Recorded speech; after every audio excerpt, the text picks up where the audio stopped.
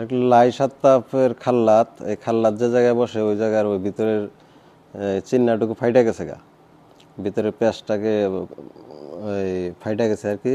ফাইটা যাওয়ার পরে এখন এটা চেঞ্জ করতে গেলে পরে তো ভাঙতে হবে বুঝিদার, আমি না ভাঙে একটা অন্যভাবে চেষ্টা করে দেখতেছি যে ভিতরের এইটুকু ওই পিতলটাকে হিট দিয়ে বের করব। নতুন একটা নিচ্ছি, ওইটা থেকে বের করার জন্য চেষ্টা করতেছি, হিট দিতেছি।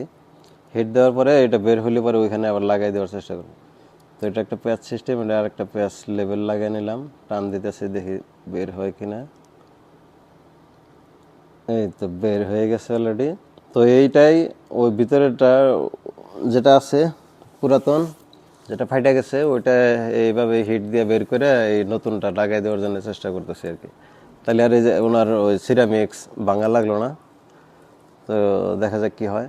এটা একটু ভিতরের দিকে, যার কারণে হিটটা সঠিকভাবে দিতে পারতাছি না, একটু বেশি ভিতরের দিকে। বাইরের দিকে হইলে পরে একটু সহজ হইতো।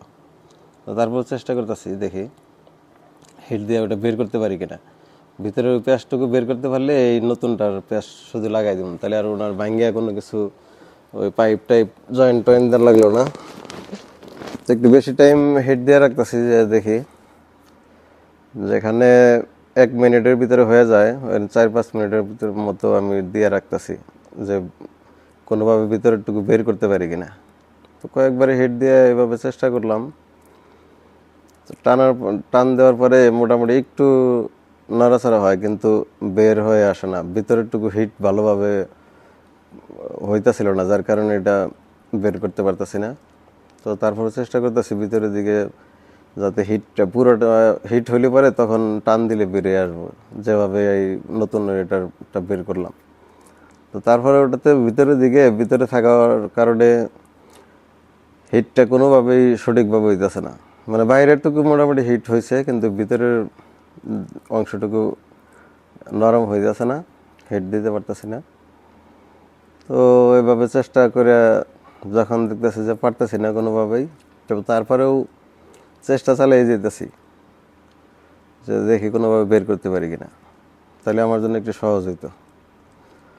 তো চেষ্টা করে কোনোভাবেই কাজ হইতেছে না। এখন হয়তো বা আমার এটা ভাঙাই লাগবো, হালকা একটু ভাঙিয়া পাইপ সহ এটাই করে দেবো। অলরেডি ভাঙিয়ে ফেলাইছি।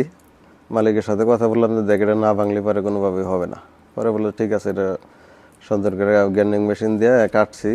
কাইটা দেখেন পাইপটা এমন অবস্থা ছিল যে এখানে একটা কাটলি পরে তার একটা জয়েন দিলে পরে ছোট হয়ে যাবো গা। পরে একটা জিলবা দিয়া জয়েন দিয়ে দিছি।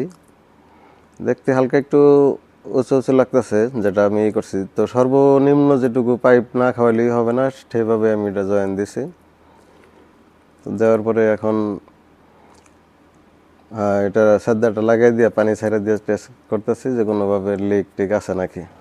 ভিতরে লিক থাকলে পরে আবার পরবর্তীতে সমস্যা। তো যাই পানি ছেড়ে দিছি, কোনো লিক নাই, জয়েন খুব সুন্দরভাবে হয়েছে।